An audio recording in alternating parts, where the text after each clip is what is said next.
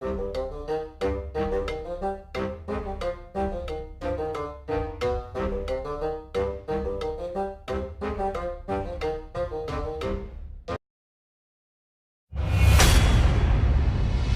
ليلي يا ليلى وش بس نسقيلك يما وقالوا لي ليلى صغير وفي قلبي غمة حبتك وطير الفوق يحبوا يقصوا لجناحي قولي تقراني مخنوق منك طالب اسمعي هما كلها موحلة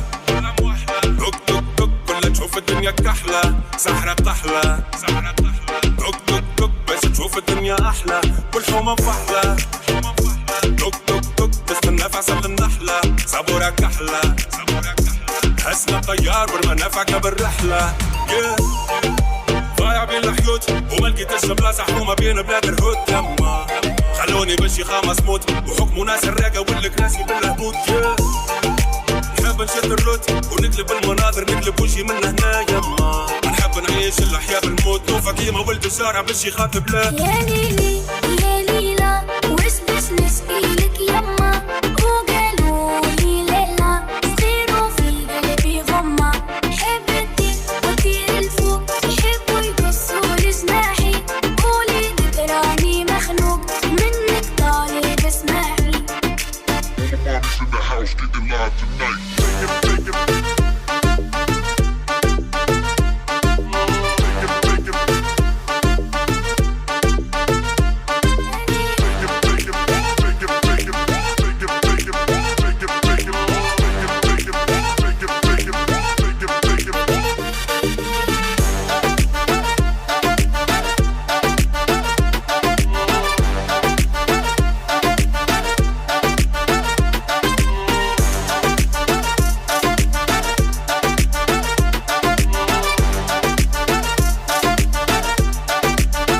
ريوس الرجالة مايلة رزقك بالطخمام وبالشيخ عالم خاخة مبايلة ولاد الحومة اشواتنا مقايلة شرف العينين بالخير ما يجمس قبايلة حبوا يسوقونا كيف السيلة ومربط في زريبة وخدمة السكينة مكيلة يحبوا بري ما عندك شي عايلة عيشوا في سيستم حكموا ولاد المتعايلة يحبوك غايب عن الوجود ساكت على حق الكورة غريب اللي يحبوه موجود يما تجري وماك شغالة على القوت شخل أولاد الحومة تتبعك تعمل حدود زيدوا في قفصك مربوط وإذباع مسيب وزيدك يالك عالشك يما حبوك قاعد في زنقة مرفوض والمستقبل اللي تشوف فيه متعدي بحثك يا ليلي يا ليلى وش بس نسقيلك يما وقالوا لي ليلى صغير وفي قلبي غمة حبتك وطير الفوق يحبوا يقصوا لجناحي قولي تقراني مخنوق منك طالب اسمعي All the parties in the house getting live tonight. Take it.